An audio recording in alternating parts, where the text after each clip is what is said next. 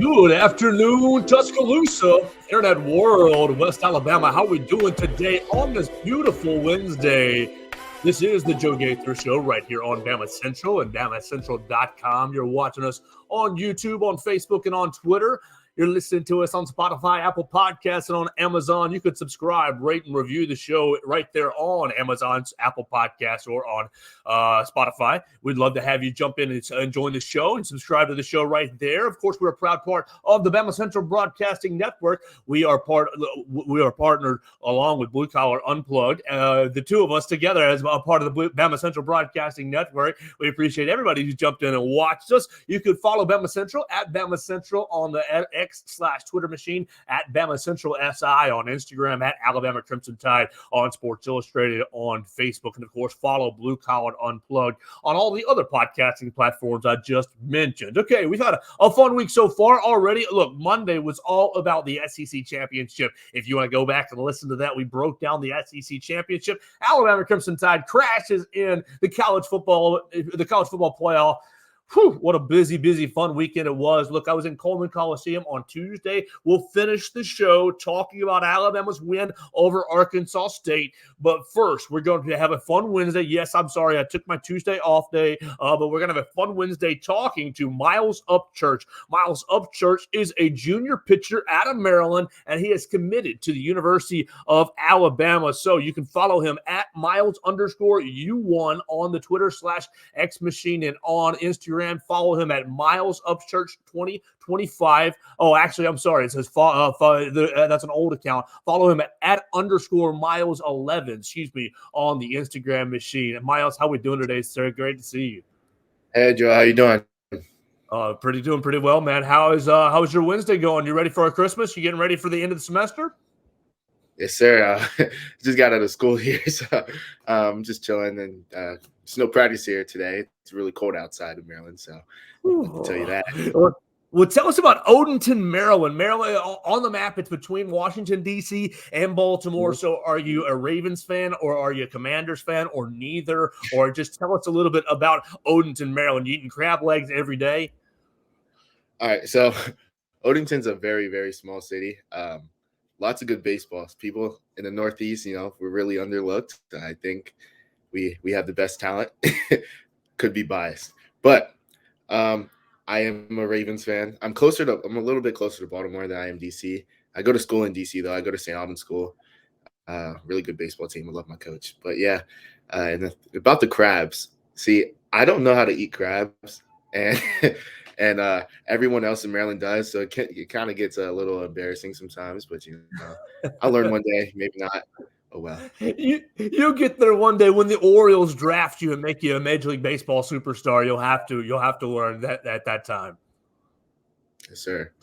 Absolutely. So Myles Upchurch, you just committed to the University of Alabama, and you told me that you committed to Alabama over Texas, Texas A&M, Georgia, Tennessee, Wake Forest. You had the who's who coming after you. I've got you. Look, baseball recruiting is a little bit tough to follow due to just kind of the nature of the beast. But through Perfect Game and Prep Baseball, a couple different recruiting websites. Correct me if I'm wrong, but I've got you at 6'4", 215 pounds, pitcher, inside, infielder, utility guy.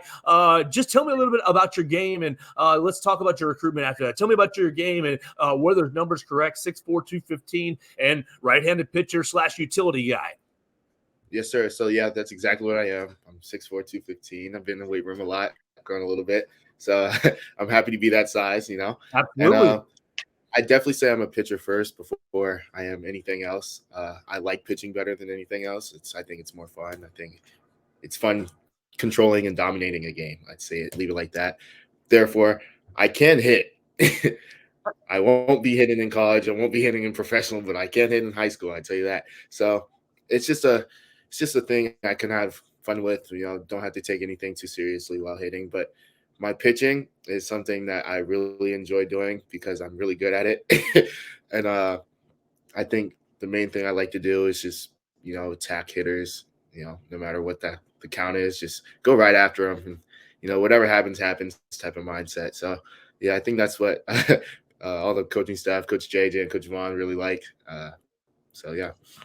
Absolutely. So prep baseball has you down at 93, 94 miles an hour right now. It's kind of your tip top for your fastball. You're still a junior in high school. You've still got another year of development before you come to the college ranks. Is the fastball the go-to, or look, is it still a little too early to be slinging the slider? What's kind of your pitching mindset? You talk about attacking the batters when you're at the mound and you got it, 0-0 count. What's your thought process? 0-0 count, I'm going fastball right down the middle. A lot of people don't know this. I've actually learned this from Coach JJ. Fastball down the middle, 94% chance it's good. It's something good's going to happen in the pitcher's favor. So that's what I'm going with. But I throw 4 pitches, 4-seam fastball, changeup, slider, curveball. I'd say my best pitch is my changeup. Surprisingly, nobody knows that. But, yeah, it's definitely my best pitch. It's my strikeout pitch. Hopefully nobody in my conference sees that. And so I think that's it. Well, tell me about the life of an elite baseball player, because I'm reading also that you are a football player and basketball player as well, played quarterback at St. Albans and played on the basketball team as well. So it takes a lot to get into college recruiting. Obviously, it starts at a young age. It starts at a young age. You got to get on the college radar. And so it just kind of goes around like 8th grade, 7th, 8th, 9th grade. So tell me what it takes, what it's taken for you, maybe a sacrifice or two that you made in your life to maybe get to these college radars. Obviously, we're happy to have you coming to Tuscaloosa here in 2 years, but just kind of some of the things that you've had to do in order to get to this place. Well, yeah, I think my mom and my dad a lot. They make probably more sacrifices than I ever did. But I think as a young player, like, I think it's like they get a little too caught up in like baseball all the time, and a little rush, you see everybody committing early and all that. You get a little rush sometimes. So I think my dad and mom really did a good job of like instilling in me playing multiple sports is definitely the best thing. Like this fall, I didn't touch a baseball. Like, it's just probably best for me. So things like that, like that sacrifice that like, you want to play so bad, like fall ball, like in Florida, like it's fun. Like you want to play it, but like, it's probably not the best for me right now. But recruiting wise, I was in freshman year, Coach Vaughn, Coach Papio, Coach Morrison, even Coach Swope at Maryland right now. They've all came to see me ever since then. And I mean, it's like a family reunion every time I talk to them, and like it just flows so well. So it just worked out the best out of any place. Yeah, that's a perfect transition. Obviously, you're from Odenton, Maryland, right there in between Washington, D.C. and Baltimore. And we all know Rob Vaughn coming into his first year here at Alabama from Maryland. I'm just making assumptions that those recruiting connections kind of came from. I was at Maryland. We were doing some big things there. Now I'm coming to Alabama. Hey, man, this is pretty cool down here as well. What was that transition like from Rob Vaughn pitching Maryland to now Rob Vaughn pitching Alabama? Honestly, it was pretty much the same. Like it was just the same people, new place. Like we didn't really talk about like all the big fancy things you guys have at Bama, because everybody knows you got them, but we didn't have that at UMD. And so to me, that wasn't really something I was actually like looking for when going through my process. I mean, I've been to all these visits. It was all great. I loved all the coaches, but How stressful was the visits? How stressful was it being out there and stuff? Oh my, it was awesome. He was eating at 5-star restaurants. Like it's honestly awesome. But the thing that probably felt best for me with Bama was probably the comfort with the coaches. I know I would be led the right way and developed the best way at Bama. So, that's the decision I made. You already told us that Rob Vaughn has taught you a little bit about the down the middle fastball. Jason Jackson. And so my question is about Jason Jackson, adding him into that recruiting fold. You are being recruited by Rob Vaughn and his staff, and then they kind of pivot to Alabama, and they've got Jason Jackson. What about Jason Jackson and what he's added to maybe your recruitment? I mean, I think everything about Jason Jackson, you can kind of look it up and know he's legit. Even down there, he was taking me back to the airport after my visit, and we were talking about his son playing flag football. Like, he's a family guy, really humble, and he was just a nice guy to talk to, but he knows what he's talking about. So I really like Jason, Coach Jackson, on that aspect of it. What's your thoughts on camo hats? You know, Alabama's been rocking the camo hats for almost a little over a year, almost a year now. Yeah, me personally, my favorite are the pinstripes. Yeah. I like the camo though. I like the camo. I think it adds something. I think you could add a little camo shirt, camo pants, and also be cool. But the camo hat is just one step, maybe a little future ad. We'll see if we can work it in by the time you get here. You talk about Alabama being a family atmosphere. Tell me about your family. You've already complimented mom and dad for sacrifices they made. Are you an only child? Do you have a big family, small family? Tell me a little bit about what your family dynamic is. Yeah, so my mom, she's from West Virginia, big West Virginia Mountaineer fan, and she played softball, all state, all that. She didn't play in college. She went to go to West Virginia to go cheer. And my dad, he's from this area, but he went to West Virginia to go play football, and he's got some, I don't know, award down there that I have no clue, because It's all I just good. don't know. I'm not from there, so there's a little hitch in that stream. But my brother, so it's just me, my mom, my brother, and my dad, and my brother goes to West Virginia there too. But yeah, I was a Maryland kid, so things are a little different with me. But yeah, my dad comes from football. That's why I think he encouraged me to play multiple sports. He sees like the different advantages you gain from playing multiple sports. But yeah, What do you think some of the advantages that you gain for playing quarterback and playing basketball that help you with your future baseball career? I think it keeps like a competitive energy in you. Like, you always want to win. Like, you don't like to lose. I think that's the main thing, but also like the leadership role that you have to take playing quarterback is something that, like, it doesn't just leave you after you're done playing. So I think that's a big thing. Like, I'm a junior this year, and I consider myself a leader. I've been playing varsity baseball on this team for 3 years now. So I think I'm a leader on the team, and I think a lot of that comes from playing football. So What's your leadership style? I mean, obviously you're very, very talented, so guys look to you to lead them because of your talent. But maybe are you a vocal guy, or are you just kind of a hey, watch what I do and follow me? What's the Myles Upchurch leadership style? see, I think I'm less vocal. I mean, I'm not quiet, but I think I'm more vocal in a way of like, uh, let's pay attention here, or like kind of keeping guys on the right track. Cool. But I think it's more like a leader on the field type of thing, instead of a leader like vocally. Like, I'm not yelling at guys because they're being goofballs. I'm showing them how they're supposed to act.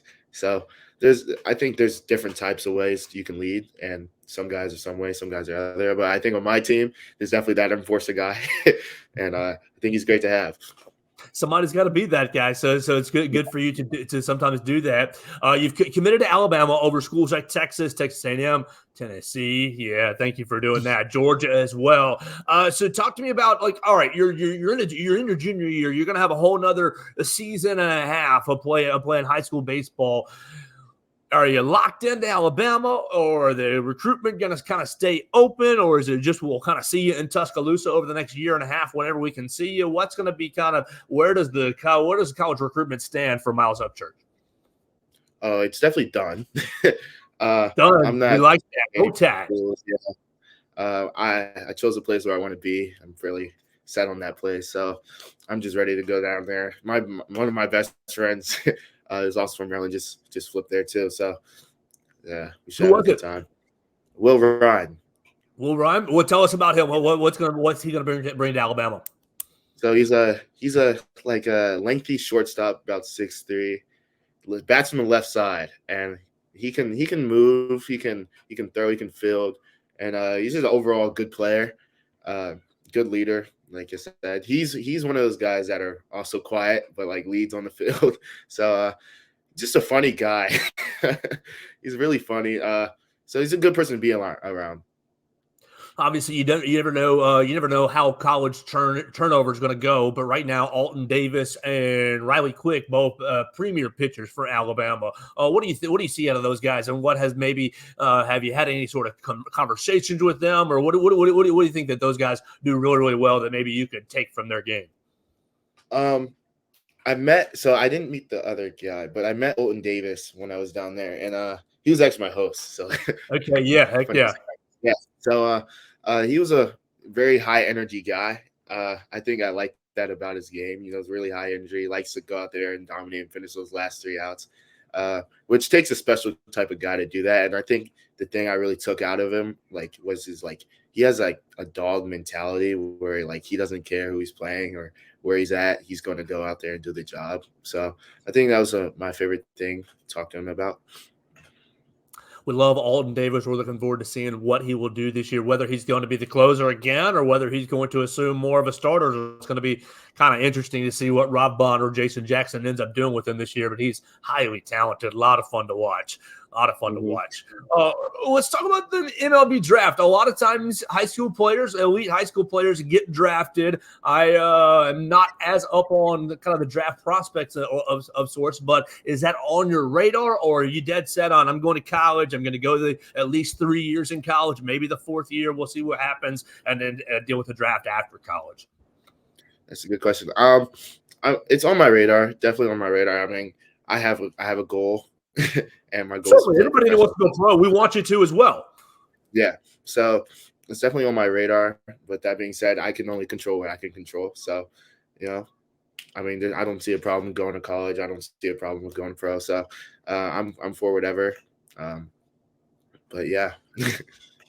Have you been to Tuscaloosa before you committed, or was it just because of your relationship with Coach Vaughn and Coach Jackson and Coach Vaughn's staff that you committed? And if you have been to Tuscaloosa, the next question is, what did you like about the city or the town? Well, I went there on my visit, but I wasn't committed yet on my visit, if that makes sense. Sure. Well, the city itself, it surprised me because I haven't been there prior. And it was very clean. The campus was beautiful. But the best thing, I gotta say, it's the food. The food was amazing. But yeah, I also like the stadium, the baseball stadium. It's beautiful. Grass. Yeah. I heard it's pretty brand new, so should be good. Yeah, I believe, what was it? Goodness gracious, Myles. I think it was 2014 when it was finished. 2010 when it was finished, sometime in that range. They totally overhauled it. Sometime, I think it was 2010, 2014, somewhere in between that 4-year span. Now I'm making myself out to be a fool, but sometime during that 4-year span that it was renovated, and it's beautiful now. Yeah, it was nice. Yeah. Well, Myles, what should Alabama fans be looking for over the next year and a half as you are working your way through St. Albans and you're working your way through Maryland? How can we support you, or maybe what are things that you're interested outside of athletics that we can kind of get to know you on?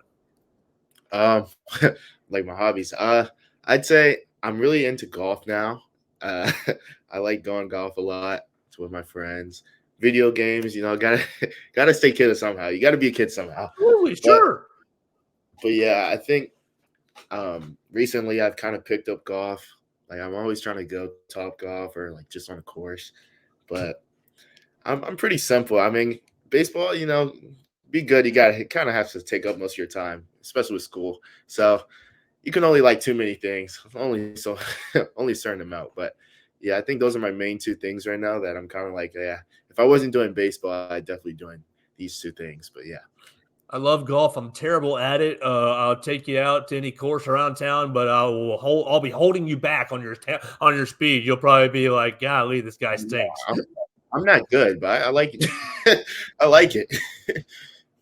Well, we're still getting to know Coach Rob Vaughn here in Tuscaloosa. Do you have any? You've developed a relationship with him for a little bit of time. Do you have any funny recruiting stories or anything off the wall that he made anything that he might have said at a meal, or fun, interesting eating habits that he has, or just anything that we can get a little peek of the mind of the man that is Rob Vaughn?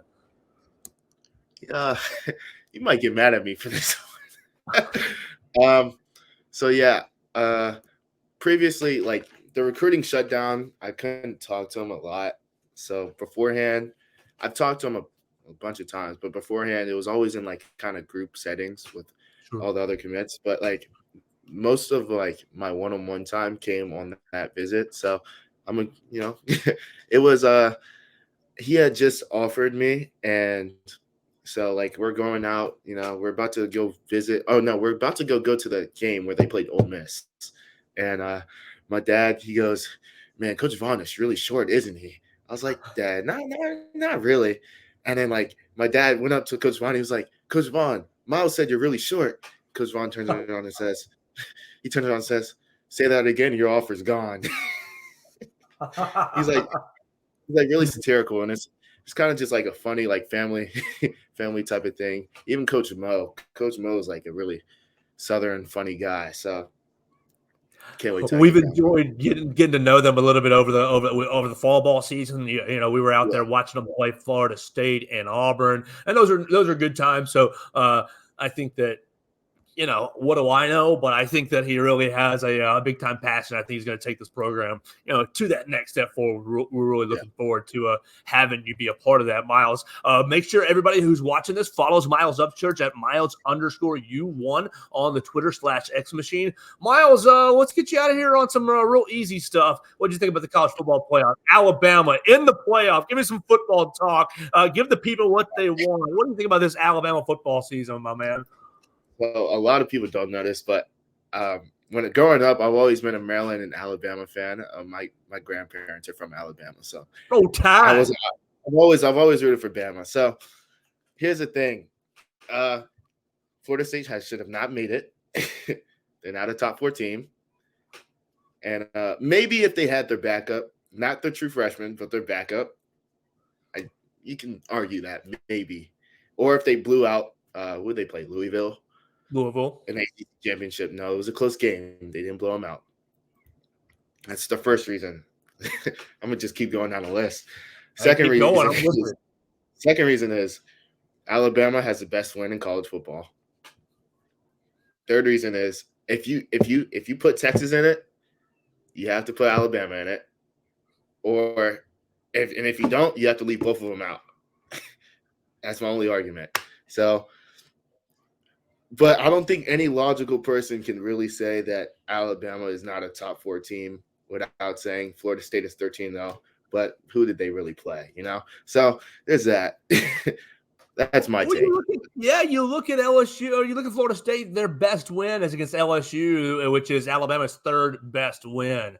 The quality of the SEC reigns supreme again. And let me ask you about that. You're about to step into, look, everybody talks about Alabama and SEC football, but goodness gracious, SEC baseball, man, it's the real deal. You're pumped up to compete weekend in and weekend out against the Ole Misses and the LSUs and Mississippi States and Arkansas and Texas and Oklahoma. It's going to be a beast, my guy.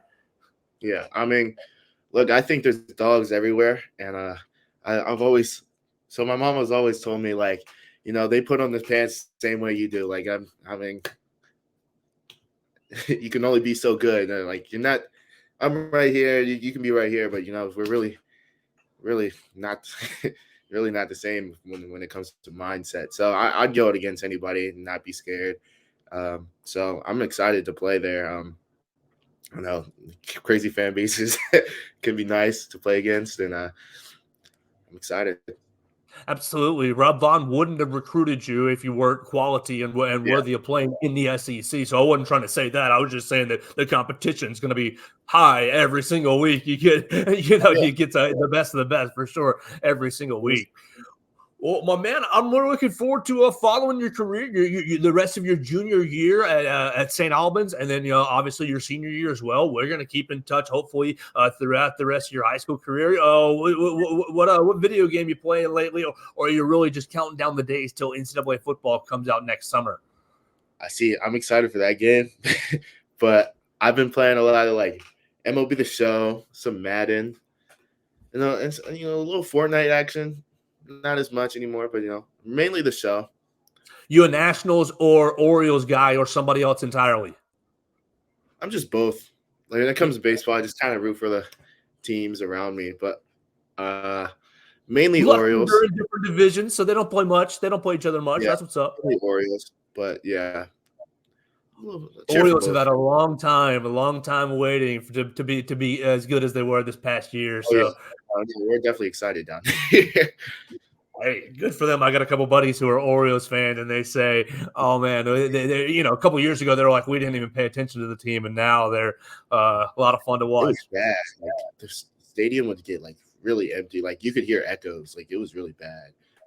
But they're Where's back. your favorite place to watch a game so far? Obviously, you haven't been everywhere, but where's your favorite place to watch a game so far in your baseball watching and enjoying career? I went to San Diego for area code, and I really like the Padre Stadium. But I did go to the 2019 World Series when Nationals were in it, and that was electric. So it's a toss-up, but I think I'm going to have to go with the World Series game.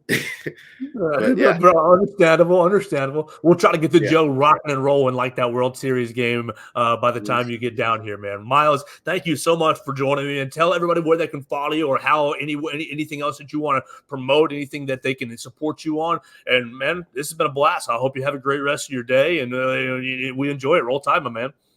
Yeah, thank you. So my Instagram is, I think it's _Myles11. And my Twitter is Myles_U1. So thank you, everybody, for having me. Absolutely. It's Myles Upchurch joining us on a Wednesday. Make sure you follow him at Myles_U1 on the Twitter machine. And make sure you follow him on the Instagram as well at _Myles11. We appreciate him. We're looking forward to it. Class of 2025 pitcher joins us right here on the Joe Gaither Show. Recruited by Rob Vaughn in Maryland. Transitions to the University of Alabama. And he already knows what's up. Talking all kinds of mess to Florida State and supporting the football team. You want to support Myles Upchurch at Myles_U1. He's a junior at St. Albans, and he's committed to the University of Alabama. All right, so let's close this bad boy out, but let's talk basketball. We haven't talked basketball. We weren't on yesterday. I enjoyed my off day, and I am currently going through my rewatch of the Georgia game. So if you guys are looking for that things that I noticed, it's going to be on the BamaCentral cover tomorrow morning, and I really can't wait for you guys to enjoy that because the Georgia-Alabama game, oh my gosh, there was so many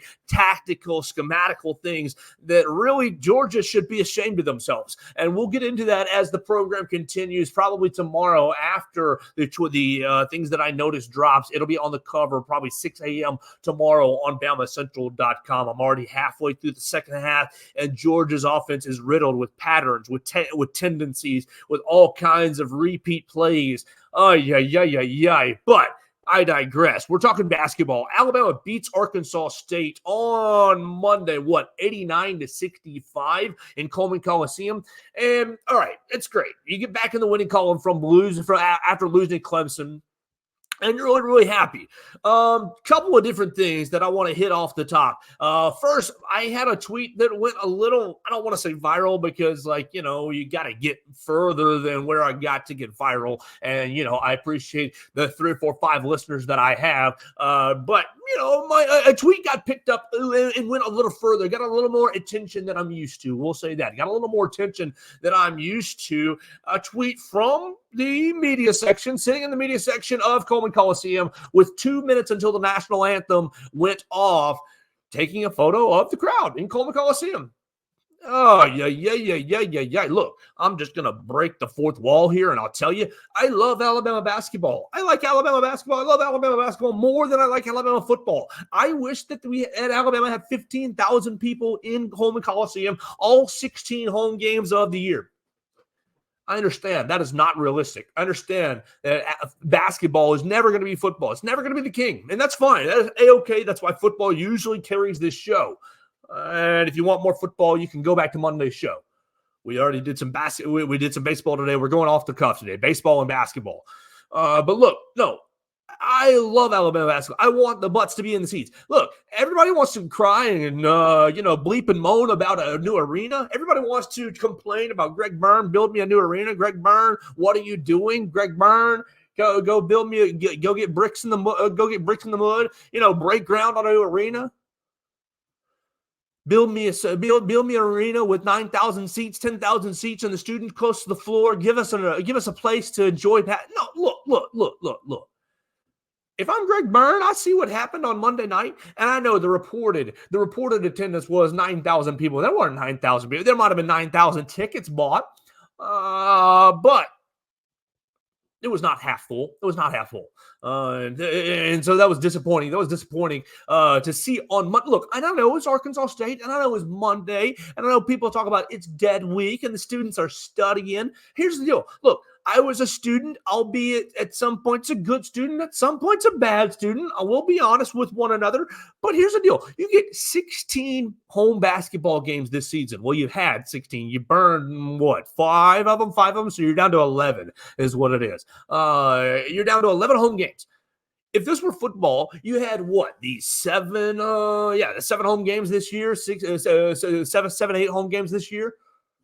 You plan for those 8 home games a year. You make plans Saturday, November 4th at, LSU's coming to town. We're all not going to do anything. We're not going to Aunt so-and-so's birthday party. We're going to Bryant-Denny Stadium. We're not going to, the pumpkin patch. We are sitting around on the couch and watching Alabama football. And granted, you might have been sitting on the couch and watching Alabama basketball on Monday. But for the people who cry and moan about, we need a new arena, show up. Show up and force their hand. Show Greg. Look, the effort. It was ugly. Now, granted, I know Arkansas State not a good team, but aren't we supposed to welcome back former assistant coach Brian Hodgson into the building and give him a rousing thank you for your service as we kick his team's butt? Highly disappointed with the outcome and the people showing up for this basketball team. Look, I know they lost to Clemson. I know that they had lost 2 out of 3. They lost to Ohio State. They lost to Clemson, and they had broken a home unbeaten streak. I know. I get it. It's disappointing. But do you want to support this basketball team, or do you just want to have Twitter fingers and complain about a new arena online? This basketball program can't get past the Sweet 16. This basketball program always builds you up to let you down. This basketball program needs a new arena. Coleman Coliseum's a dump. Do you want to just complain on Twitter, or do you want to actually support the program and show? Look, the tickets were cheap.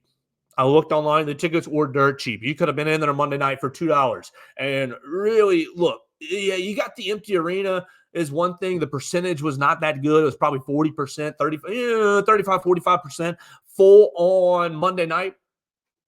But Look, you can make it look more full if you allow everybody to move down closer to the court at some point, like you do in the women's game. But at some point, you've got it under 16, under 12 timeout, and the people are kind of settling into their seats. I don't want to move down 10 rows. I just want to see more butts in the seat. And with Alabama basketball's upcoming schedule, I think it's going to be a little difficult to get those butts into the seats. Alabama playing on Saturday in Canada. Obviously, we cannot really talk about the attendance in Canada and be fair than playing at Creighton, at Arizona. Your next opportunity is going to be December 23rd, 2 days before Christmas at 3:00 against Eastern Kentucky. Do you think the airplane hangar is going to be empty on that afternoon? Yikes, I do. I think that you're going to have a very bad crowd for the Eastern Kentucky game, and that's disappointing to me because let's say you go 2 out of 3. Let's say you win 2 out of these next 3. Yeah, that would be a feat, in my opinion. That would be a feat. But you win 2 out of these next 3. You should be coming home to a hero's welcome against that Eastern Kentucky game because you're going to smack Eastern Kentucky. That's right before conference play gets going. You should be coming home to a hero's welcome. Instead, they're going to be coming home to basically an empty arena. And everybody's saying, oh, shoot more mid-range, get more layups. You're shooting too many threes. Oh, yeah. All right. So as far as the basketball actually goes on the floor on Monday, it was fine. It was okay. I mean, all right.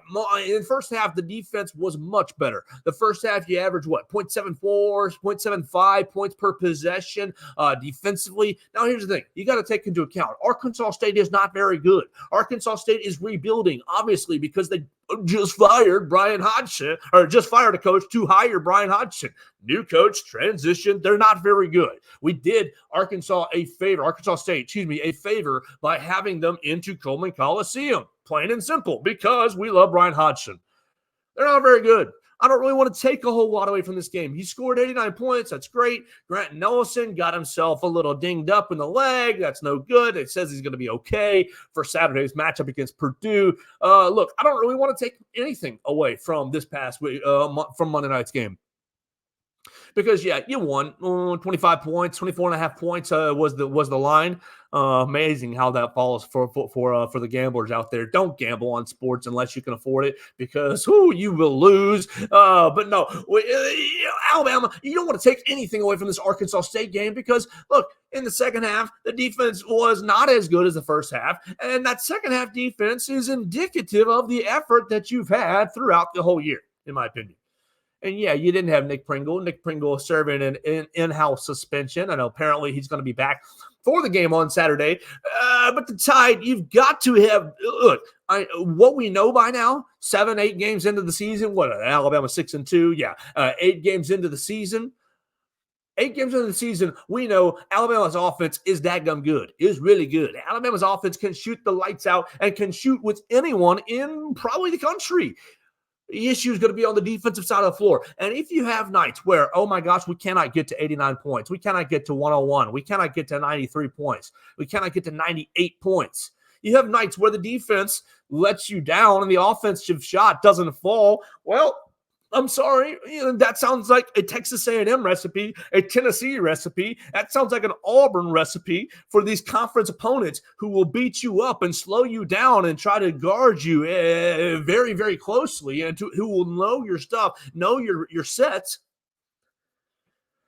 Going to have to improve on the defensive side of the floor if you're Alabama basketball still. And I know you fell out of the top 25, losing to Clemson. And I know beating Arkansas State on Monday is a little bit of a confidence booster. But on Saturday, you're playing Purdue, which is going to be a huge, huge matchup. And, yeah, you are playing in Canada, so it's going to be a bit of a neutral site matchup. But it's a huge one, in my opinion. It's a huge one for Alabama to at least stay competitive. If you lose, all right. If you lose, okay. But you got to stay competitive with the Boilermakers, and you've got to stay out of foul trouble with Zach Edey, defend him as a team, defend him as a unit. We will obviously talk about that as we get closer and closer to Saturday.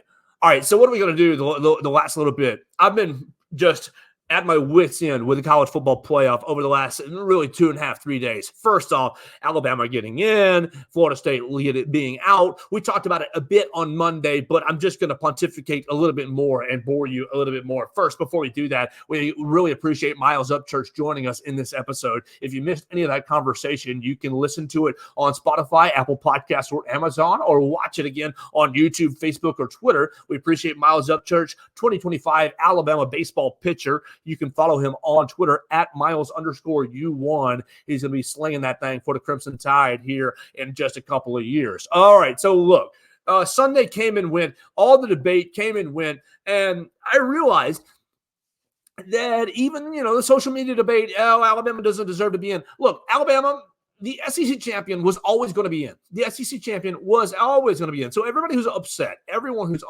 unhappy with Alabama getting into the playoff field needs to take a step back and realize, are you just unhappy because it's Alabama, or do you actually think they don't deserve it?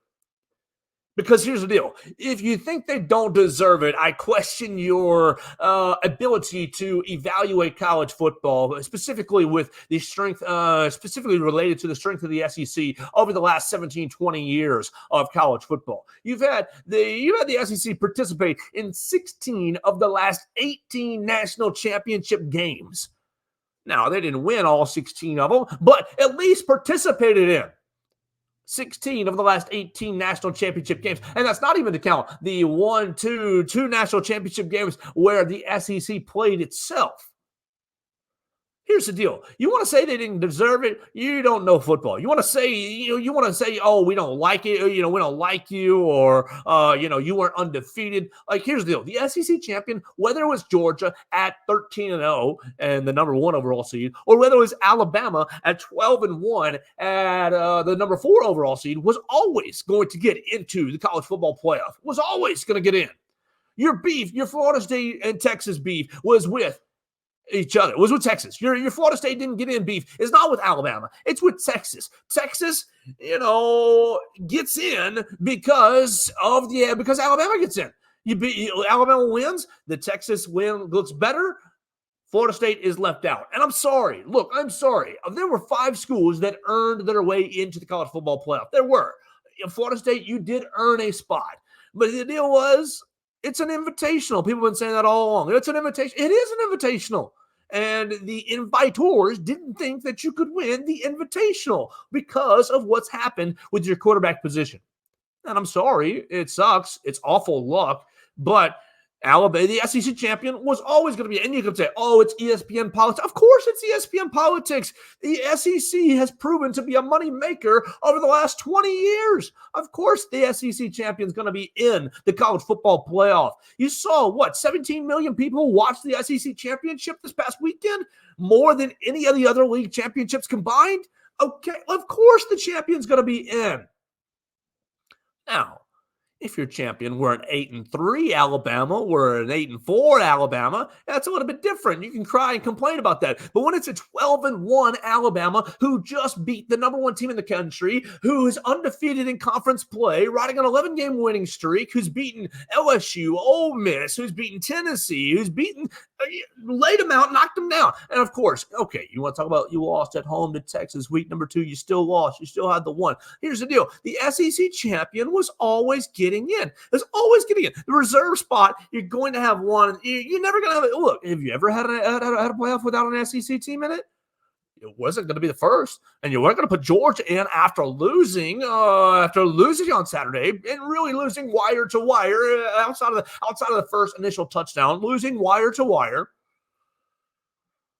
So look, everybody complaining, everybody crying. Of course, Florida State got left out because of politics. Florida State got left out because the ACC is disrespected amongst all of the 5 power conferences. Right now, the ACC is seen as arguably the least powerful. Florida State got disrespected because Mike Norvell is a third-year head coach, is still early in his tenure at Florida State and not really a dynamic figure. Florida State got disrespected because their quarterback broke his leg and an unfortunate accident. Florida State got left out because they can't score points against the Texases, can't score points with the Washingtons, can't score points against the Alabamas of the world. And you could say, oh, you don't know that, Joe. Any given Saturday, you don't know that. No, I do know that. I do know that because I've seen them play Louisville, who lost to Kentucky, who also lost to Alabama 49-21. And I know the transitive property doesn't really apply apples to apples, but it is still the same fruit. Alabama would kick the crud out of Florida State. So would Texas. So would Washington. I don't know about Michigan because I think Michigan is kind of fraudulent.